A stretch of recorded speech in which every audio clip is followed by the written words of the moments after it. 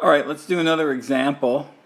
And this example is to find the differential settlement and determine if it meets the 1 over 300 criterion. And in this particular case, I'm just giving you the three settlements: point A, delta HA, delta HB, delta HC, where point A is at the center, point B is at the edge, point C is at the corner, and the width of our square footprint is 40 feet, and it's basically it's a very simple calculation that we were talking about before. I get my rho AB over L, rho AC over L, rho BC over L, and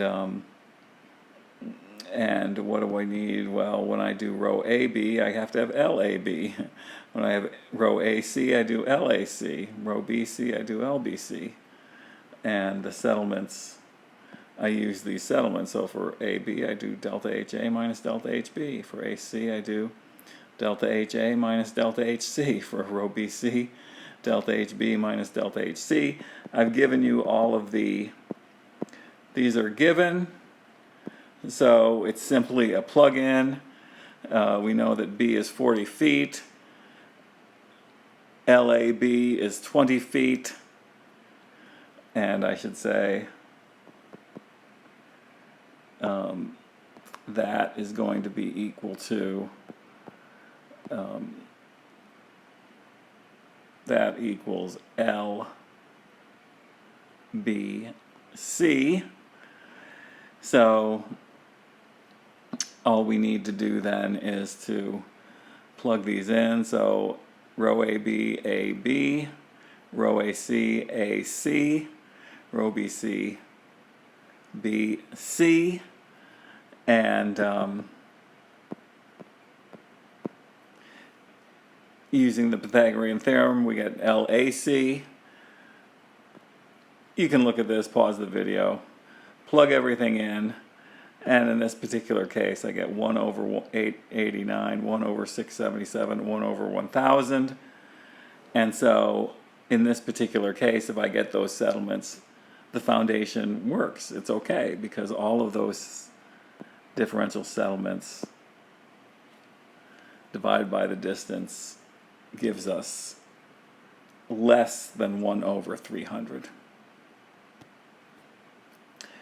Okay, so when your foundation fails, besides making the basement deeper, another approach is to put on a surcharge fill at the site and let it sit there for a number of years, for instance. And the purpose of that surcharge fill is to compress the soft soils at the site and to make them stiffer.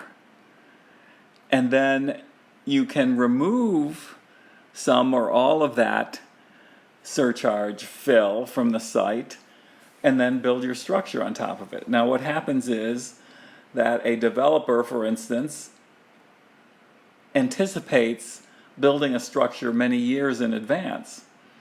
And the developer may buy property that has some soft soils at it, and after buying that property, the developer may not want to develop it right away because it buys property cheap, where it's cheap right now, but maybe 20 years from now or 30 years from now, it's a valuable property, for various reasons. And then he or she wants to develop it. So they can buy the property and actually just put soil on top of the site and let it sit there for years because they have no plan on doing anything with it. So we did a problem like this last semester, and I'm going to review this. We've already done these calculations. I expect you to know how to do it, and but I'm going to review it here. All right, so our goal in this particular case is to find sigma prime V, the effective stress, the vertical effective stress, at the center of the clay at t equals 20 years. So at t equals 20 years. So if you look at this, this is our t equals 0 minus situation. There's my site, layer of gravel, layer of clay, underneath it rock. And we are going to apply 6 meters of sand fill to the site from t equals 0 plus to 12 years. So we're going to put 6 meters of sand fill at the site for 12 years. And then we're going to remove, 4 meters of it. And that's going to remain from 12 to 20 years. And again, our goal is to get sigma v prime at 20 years. So let's review how we did this. Now, here are our soil properties. Those are our unit weights. Our water table is at the ground surface. And for the clay, we have our C epsilon R, our C epsilon C, our sigma prime P. I'm giving you that. And then, if you remember, we need to have our C sub V, the coefficient of consolidation,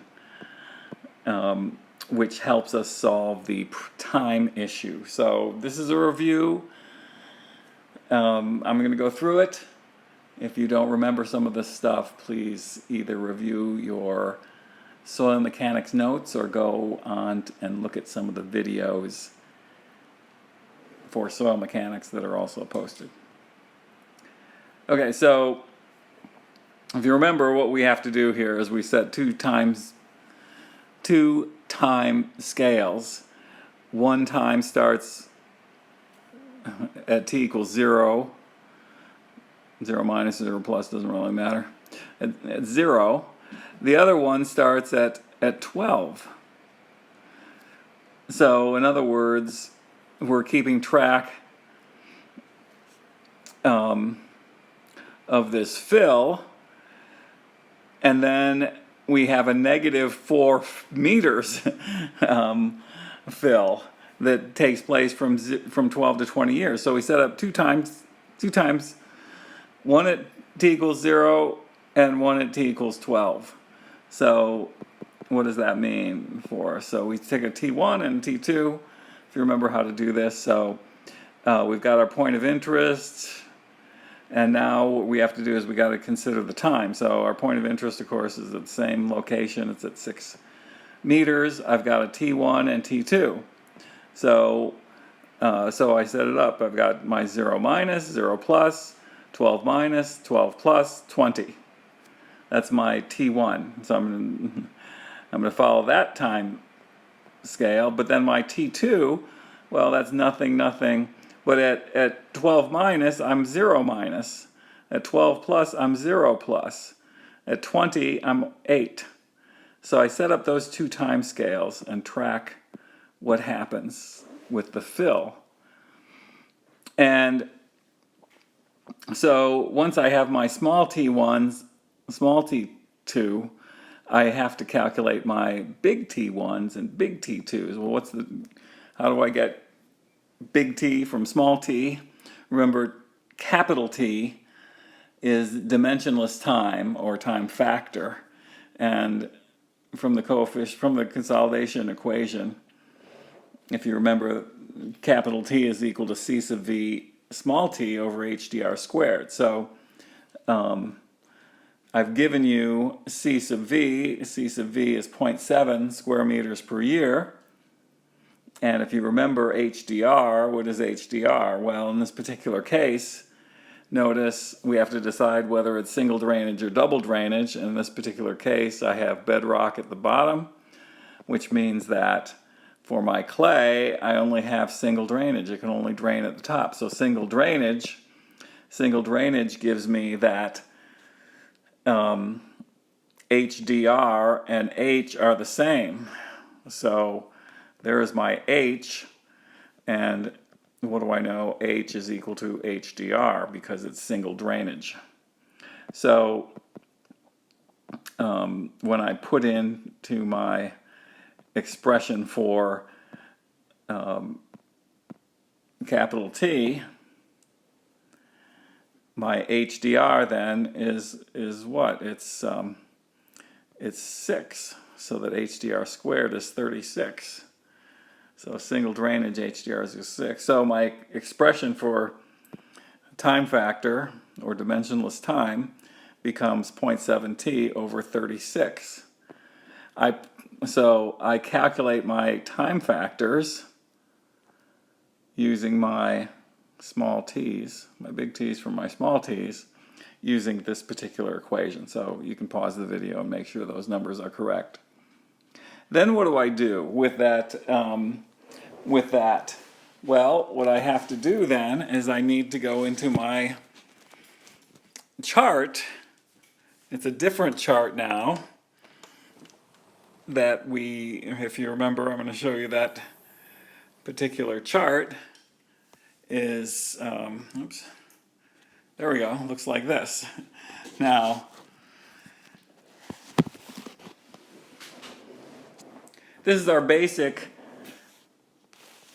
consolidation chart, time rate of consolidation chart, and if you remember how to use this, we have these different curves here, look like that, and each one of them has a different time factor associated with it. So capital T there is 0.1, it's 0.2 there, 0.3, 0.4, 0.5, 0.6. And what we want to get out of it, if you remember, this is our excess pore pressure. The way they look at this is excess pore pressure here. So if you remember, what happens is that the excess pore pressure at t equals 0, jumps up to there. And then as time passes, now, okay, this is for the whole chart is for double drainage, meaning this is the double drainage, that's the bottom of the clay, this is the top of the clay, and then as time goes on, what happens, the pore pressure dissipates at the bottom of the clay, it dissipates at the top of the clay, and I have a big, in the middle it's bigger, and as time goes on, the middle gets smaller. The excess pore pressure dissipates in the middle slowly. But now when we have single drainage rather than double drainage, what do we have to do? If you remember, we have to cut it in half, and we forget about the bottom part. So what do I learn is the bottom of the clay is here. There's my bedrock in this particular case. The top of the clay is here. There's my free draining surface. So then my curves look like this, and they drain like that. So what we need to do, our point of interest is in the middle of the clay. So the middle of the clay is here. So top of the clay there, bottom of the clay there. Middle of the clay is where my point of interest is located. So what I do is I come along here and I find my T's. So you notice that's a T of 0.1, T of 0.2, but my T that I calculated was 0.16. So where's it going to be? It's going to be about there, between the 0.1 and 0.2. And then for my T of 0.23 is between 0.2 and 0.3. So it's going to be about there. And then my T of 0.39 is going to be between 0.3 and 0.4, so it's about there. And then what I have to read, so once I've located those points on my curve, what do I read off of it? Well, then I'm going to read off the value at in this case, the top of the chart. And if you notice, that's 1.0 there. So that's 0.1, 0.2, 0.3, 0.4, 0.5, 0.6, 0.7, 0.8, 0.9. So I'm going to read the value of the x-axis at the top. So I read off 0.34 for that one, 0.52 for that one, 0.62 for that one. So I read those off, and those are the factors that I want. That tells me how much excess pore pressure is left In other words, this one says I've got 62% of the excess pore pressure left. Here I have 52% of the excess pore pressure left. Here I have 34% of the excess pore pressure left. So,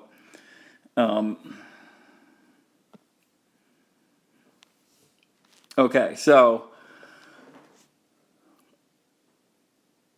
I use these values. So for that T, 1, my chart factor 1 is 0.52. For that one, it's 0.34. And then for this one, it's 0.62.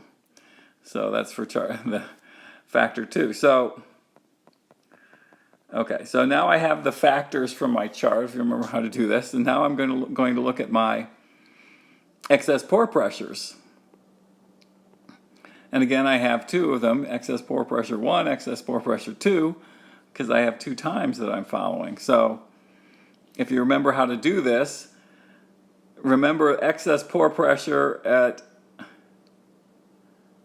0 minus is 0. At infinity, it's 0 also, but we don't have infinity. And so 0 minus, 0.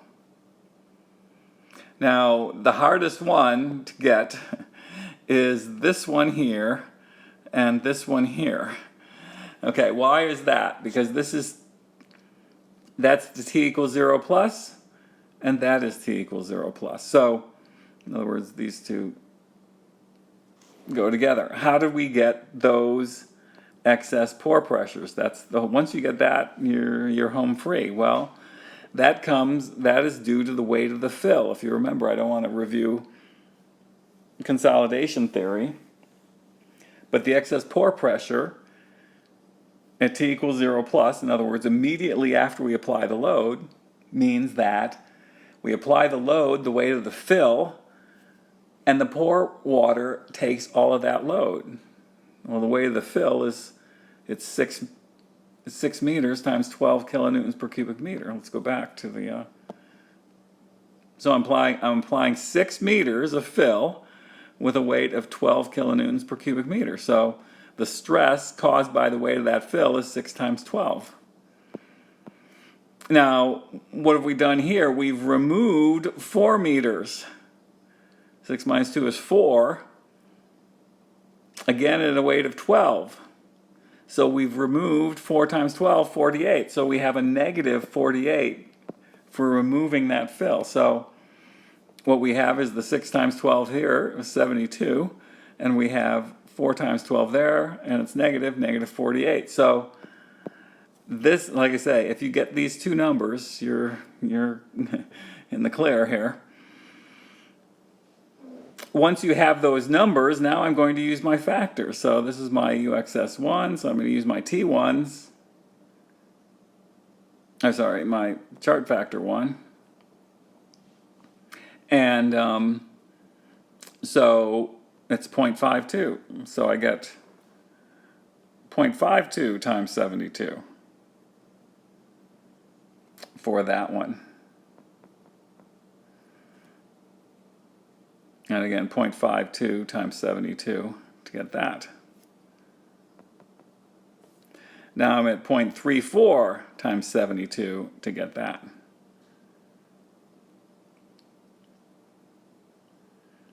And then for the UXS2, it's going to be, I'm going to use my chart factor 2, so the 0.52 times the negative 48. 0.52 times the negative 48 gets that.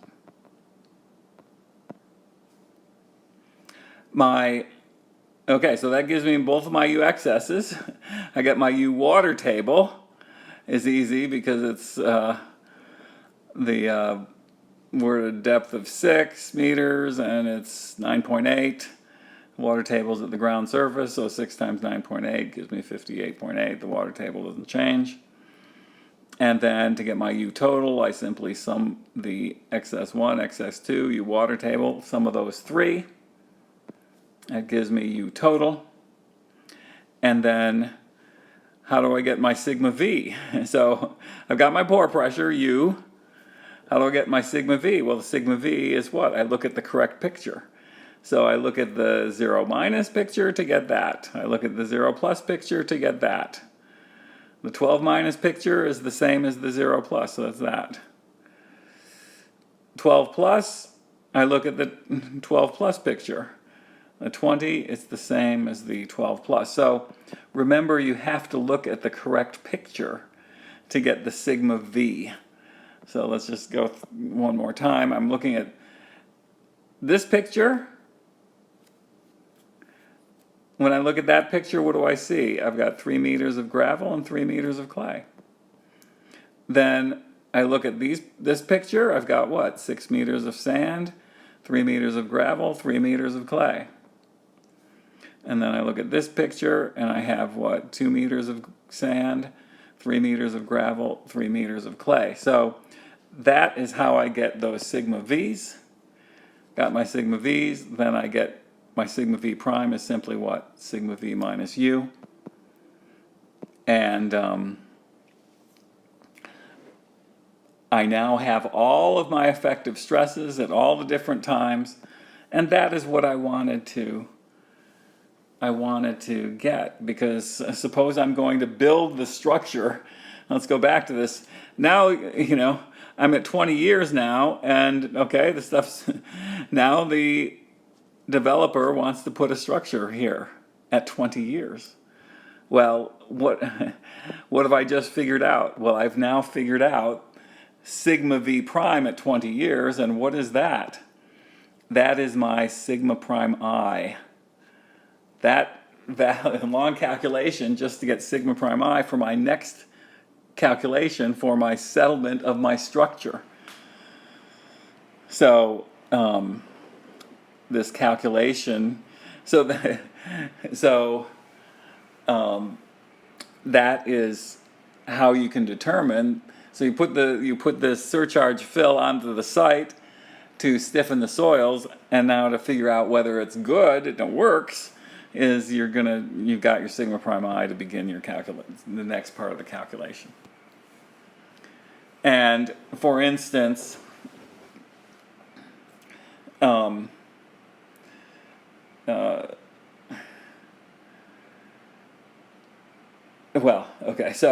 let me just make one other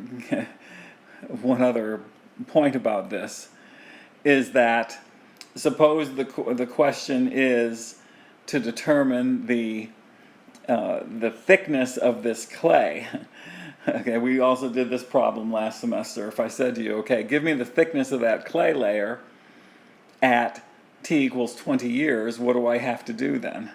Well, what I have to do is I have to look at these effective stresses. So maybe I better write this out here. That, in other words, let's just say that, I'll just say, find the clay layer thickness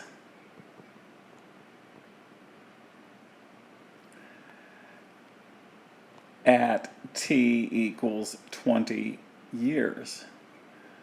So let me just make this another example. And so here's my example.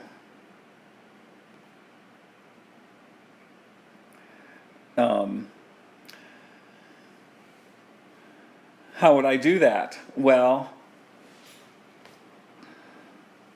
what I would do is I would follow the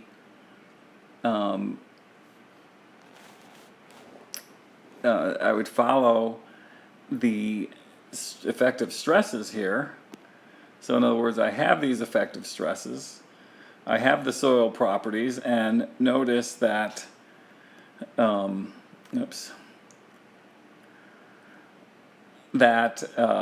okay, I have a sigma prime P of 35 kilopascals.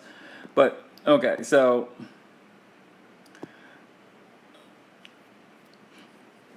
when we draw our curve here, I've got my 35 at the sigma prime p, but I'm starting at 40.2, and I'm going to 74.8, but then what happens? Then my stress goes down. So I go in that direction. So what happens is that I follow from 40.2 down to 74.8, but then because I'm reducing it, I don't go from 74.8 up, just up along that curve. I go up according to the C epsilon R curve. Because why is that? Because remember, when we squeeze soil and let it go up, it's not elastic. It doesn't pop back up to where it was. So we follow an increasing stress down the C epsilon C slope, but when we go up, we follow the C epsilon R slope. So we are going to go from 40.2 to 74.8 to 69.5. And so that means that I'm going to follow C epsilon C from 40.2 to 74.8. But now I'm going up, so it's minus C epsilon R log 74.8, 69.5. So that gives me the this particular strain, just putting it in. And that means that my, well, we got a delta H is epsilon V times H. So my change in thickness of that clay layer is 0.1522 meters. And so since I started out with 6 meters and my delta H is that means that 6 minus 0.152, I have 5.85 meters. That is the new thickness for my clay layer. And okay, so I'm going to stop.